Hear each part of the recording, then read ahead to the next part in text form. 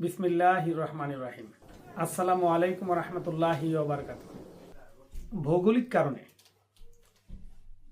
ব্রাহ্মণবাড়িয়া জেলা বাংলাদেশের জন্য অত্যন্ত গুরুত্বপূর্ণ।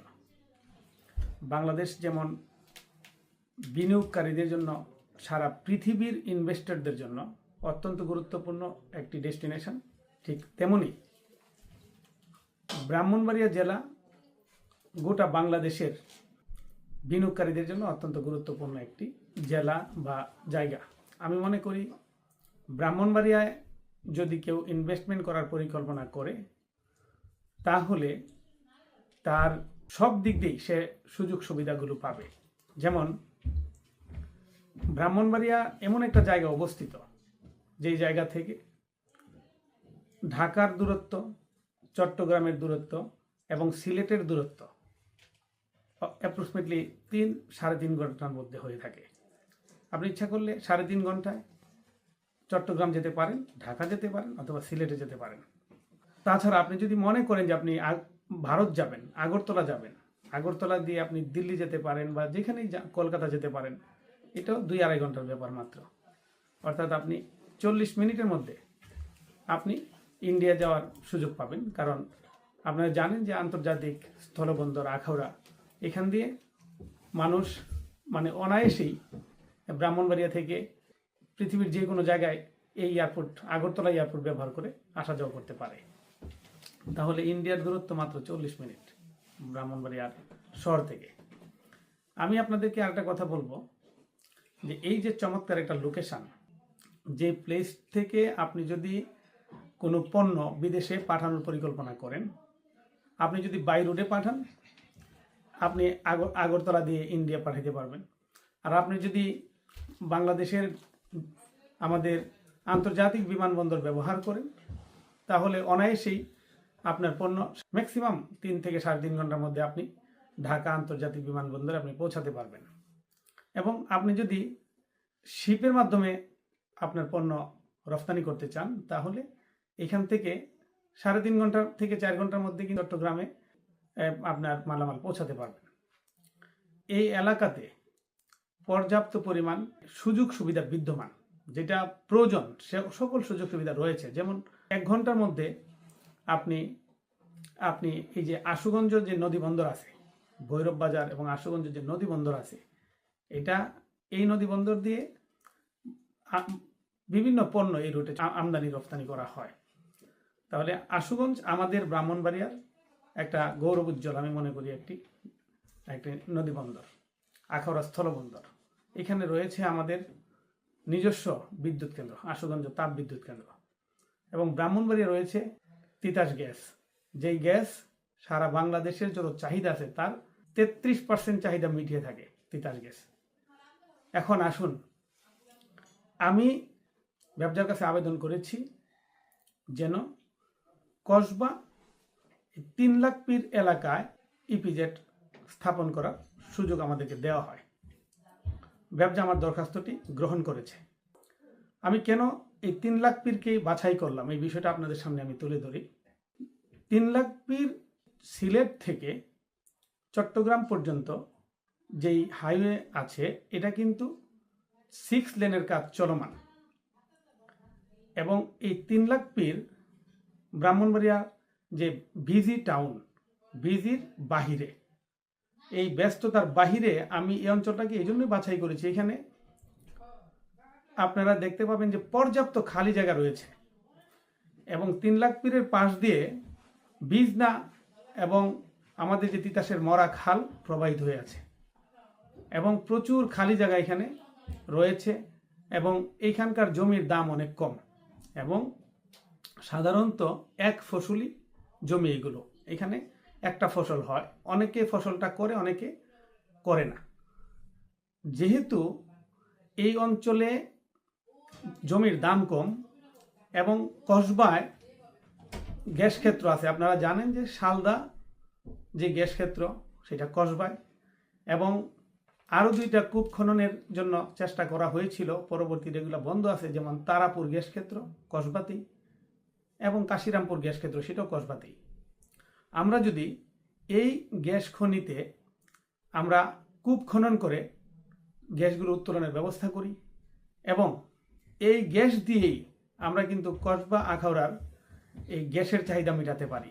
পাশাপাশি এই যে এখানে ইপিজেড হবে, ইপিজেডের এই গ্যাস কিন্তু আমরা এখান থেকে সংগ্রহ করতে পারি। আরেকটা জিনিস করতে পারি, তিতাসের যে গ্যাস আছে, প্রয়োজনে তিতাসের গ্যাসও আমরা ব্যবহার করতে পারি। এইখান থেকে চট্টগ্রামের দূরত্ব সর্বসাকুল্যে 3.5 ঘন্টা।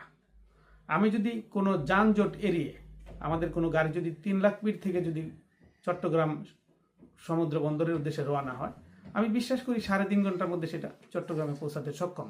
ম্যাক্সিমাম কোনো প্রকার কিছু যানজট থাকলে হয়তো এটা 4 ঘন্টায় পৌঁছাতে সক্ষম। তাহলে দ্রুত পণ্য পরিবহন করার এবং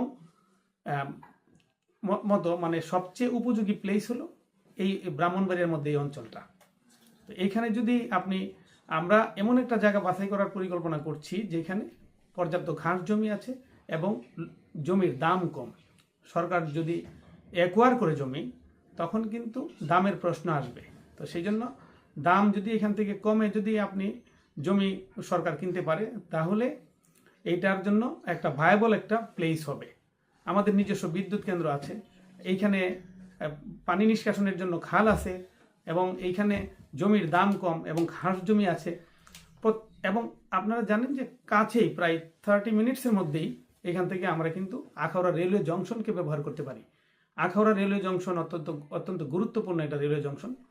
কোনো পণ্য যদি রেলের মাধ্যমে চট্টগ্রাম পৌঁছানোর চিন্তা করা হয়, আখাউড়া রেলওয়ে জংশনের মাধ্যমে সেটা পৌঁছানো সম্ভব। এবং কোনো মালামাল যদি আমরা যদি মনে করি যে আমরা নদী বন্দর ব্যবহার করব, সেই ক্ষেত্রে আমরা আশুগঞ্জ নদী বন্দরকে ব্যবহার করতে পারবো। এত সকল সুযোগ সুবিধা থাকার কারণেই আমি মনে করি যে এই অঞ্চলটা 3 লাখ ফিটটা হতে পারে একটা বিনিয়োগকারীদের জন্য একটা জংশন, একটা হাব, এমন একটা হাব যেখানে সারা বাংলাদেশের মানুষ খুব দ্রুততম সময়ের মধ্যে বাণিজ্যিক সুবিধাগুলো এখান থেকে নিতে পারবে, পরিবহনের সুবিধা নিতে পারবে, র ম্যাটেরিয়ালসটা দ্রুত আসবে, মালামাল দ্রুত আমরা এক্সপোর্ট করতে পারবো। যেহেতু বিস্তীর্ণ অঞ্চল এখানে আছে, কোনো প্রকার বসতি নেই, খালি জায়গা এবং সরকারি ঘাস জায়গা আছে, এইসব কিছু বিচার বিবেচনা করে আমি মনে করি যে যদি 3 লাখ ফিট অঞ্চলকে এই ইপিজেডের জন্য বাছাই করা হয়, তাহলে এইটা হবে একটা শ্রেষ্ঠ ডেস্টিনেশন। এবং আমি অনেক বিনিয়োগকারীদের সাথে কথা বলেছি বাংলাদেশে এবং বিদেশে। আপনারা জানেন আমার বিদেশে বহু কানেকশন রয়েছে। আমি বিনিয়োগকারীদের নিয়ে কাজ করতেছি। বাংলাদেশে বড় বড় বিনিয়োগ আনার জন্য আমি চেষ্টা করতেছি। বাংলাদেশকে তো একটা সময় এই যে গত 15 বছর যেই সরকার ছিল, আগের সরকার ছিল, তাদের আমলে কিন্তু এই দেশের অনেক কোম্পানি দেউলিয়া হয়ে গিয়েছে, বিভিন্নভাবে লুটপাট হয়েছে এবং বিভিন্নভাবে অর্থনৈতিকভাবে দেশের পরিবেশ কিন্তু ভঙ্গুর হয়ে গেছে, বিদেশি রেমিটেন্সও কমে গিয়েছে। যখনই জুলাই আগস্টের বিপ্লব হলো, বিপ্লব পরবর্তী সময়ে বাংলাদেশকে আমি মনে করলাম যে এটা রিবিল্ড করতে হবে। বাংলাদেশকে রিবিল্ড করার জন্য যেই স্বপ্ন আমাদের মাননীয় প্রধানমন্ত্রী জনাব তারেক রহমান দেখছেন, আমি মনে করি যে ওনার এই পরিকল্পনাকে বাংলাদেশকে পুনর্গঠন করার জন্য এবং বাংলাদেশের এই যে শিল্প খাতে বিপ্লব ঘটানোর জন্য, বিশেষ করে ওনার যে পরিকল্পনা আছে ইপিজেড করার, এটাকে এগিয়ে নেওয়ার জন্য আমি মনে করি আমাদের এই 3 লাখ ফিট হবে একটা বেস্ট প্লেস এবং বিনিয়োগকারীদের জন্য একটা আকর্ষণীয় ডেস্টিনেশন। আমি আহ্বান জানাই যে এইখানে যেন ইপিজেড হয় এবং এই এলাকার বিশেষ করে কসবা, আখাউড়া, বিজয়নগর সদর, আমাদের অঞ্চলের মানুষ, আমরা তো আমাদের এটা আসলে যেহেতু প্রায় 35 কিলোমিটার জুড়ে আমরা কিন্তু ভারতের সাথে আমাদের সীমানা, এবং আমাদের লোকজন বিভিন্নভাবে ড্রাগ এডিক্টেড হয়ে যায়, ড্রাগ ব্যবসার সাথে তারা জড়িয়ে পড়ে, যুব সমাজ ধ্বংসের মুখে। আমার একটাই চিন্তা ভাবনা, কিভাবে এই যুব সমাজকে এই ধরনের অপকর্ম থেকে রক্ষা করা যায় এবং তাদেরকে কিভাবে অ্যাকোমোডেট করা যায়, কর্মসংস্থানের ব্যবস্থা করা যায়। আমার এই পরিকল্পনায় ব্রাহ্মণবাড়িয়া জেলা নয়, শুধু জেলার আশেপাশের যে জেলাগুলো আছে, কুমিল্লা, ওই দিক থেকে কিশোরগঞ্জ এবং হবিগঞ্জ, এইসব অঞ্চলের আমি বিশ্বাস করি কয়েক লক্ষ লোকের কর্মসংস্থানের ব্যবস্থা করা সম্ভব এই ইপিজেডের মাধ্যমে। তা আমি বাংলাদেশ সরকারের যে পরিকল্পনা আছে, আগামী দিনে বাংলাদেশকে একটি ব্যবসায়িক ফ্রেন্ডলি এবং শিল্প বিপ্লবের জন্য যেভাবে তাদের পরিকল্পনা আছে, পরিকল্পনাকে এগিয়ে নেওয়ার জন্য আমি মনে করি সর্বপ্রথম আমাদের এই সরকারের সর্বপ্রথম ম্যানিফেস্টো হওয়া উচিত আমাদের এই 3 লাখ পীরের যেই ইপিজেড এই প্রকল্প। এবং আমি মনে করি ব্যবসায়ীরা এখানে বেনিফিটেড হবে এবং আমাদের ব্যক্তিগতভাবে যে কানেকশন আছে পৃথিবীর বিভিন্ন দেশে ইতিমধ্যে আমি অনেক কানেকশন বড় করেছি আলহামদুলিল্লাহ, তাদেরকেও আমি এখানে বিনিয়োগ করার জন্য আগ্রহ আমি দেখতে পাচ্ছি। তাহলে আমি সবাইকে ইনভাইট করব যে এই অঞ্চলে যেন সবাই বিনিয়োগ করে এবং এই অঞ্চলটাকে সরকার যেন সুন্দরভাবে একটা প্রকৃত মানে একটা আধুনিক মডার্ন একটা ইপিজেড হিসাবে স্থাপন করে একটা উদাহরণ হিসাবে দাঁড় করায় এবং এটা যেন হয় অনেক মানুষের কর্মসংস্থানের একটা মূল কেন্দ্র এবং এটা যেন হয় একটা আধুনিক ইপিজেড। আমি আশা করি এই ব্যাপারে সবাই সার্বিক সহযোগিতা করবেন, সাংবাদিক বন্ধুরা সহযোগিতা করবেন এবং আমাদের সরকারকে সহযোগিতা করার জন্য আমি আহ্বান জানাই। পাশাপাশি আমাদের যে লক্ষ্য আমরা যেন সুন্দরভাবে এটা বাস্তবায়ন করতে পারি সবার কাছে দোয়া প্রার্থনা করছি। আমি বাংলাদেশের একজন সাধারণ নাগরিক, কসবা আখাউড়ার একজন সেবক বলতে পারেন। ব্রাহ্মণবাড়িয়া জেলার 14টা ইউনিটে আমি বিচরণ করি। আমি প্রত্যেকটা নেতাকর্মীর সুখে দুঃখে আমি খোঁজখবর রাখি। এখনও আমার কোনো সামর্থ্য না থাকলেও আমি চেষ্টা করি যেভাবে হোক একটা মানুষের পাশে থাকার জন্য। আমি সর্বদা আপনাদের পাশে আগে যেমন ছিলাম এখনও আছি, ভবিষ্যতেও থাকবো ইনশাল্লাহ। আপনারা আমার জন্য দোয়া করবেন যেন আগামী দিনে আপনাদেরকে নিয়ে একটি সুন্দর ব্রাহ্মণবাড়িয়াকে আমরা গঠন করতে পারি। আমি আরেকটু বলে দিচ্ছি, আমার মধ্যে কখনোই বিভেদের কোনো চিন্তা নেই। আমি চাই সবাই মিলেমিশে কাজ করি। আমাদের যারা সিনিয়র তারা পর্যাপ্ত আমার কাছে যথোপযুক্ত মূল্যায়ন পাবে এবং যারা জুনিয়র তারা শৃঙ্খলা মেনে চলবে। আমরা যারা সিনিয়র আছে যারা জুনিয়র আছে সবাই আমরা মিলে মিশে একসাথে কাজ করব। আমরা বাংলাদেশকে গড়ে তোলার জন্য তারেক রহমানের যে স্বপ্ন সেটাকে বাস্তবায়ন করার জন্য আমরা সবাই এক হয়ে আমরা ব্রাহ্মণবাড়িয়াকে একটা সুন্দর ব্রাহ্মণবাড়ি হিসেবে তৈরি করার জন্য কাজ করবো ইনশাল্লাহ।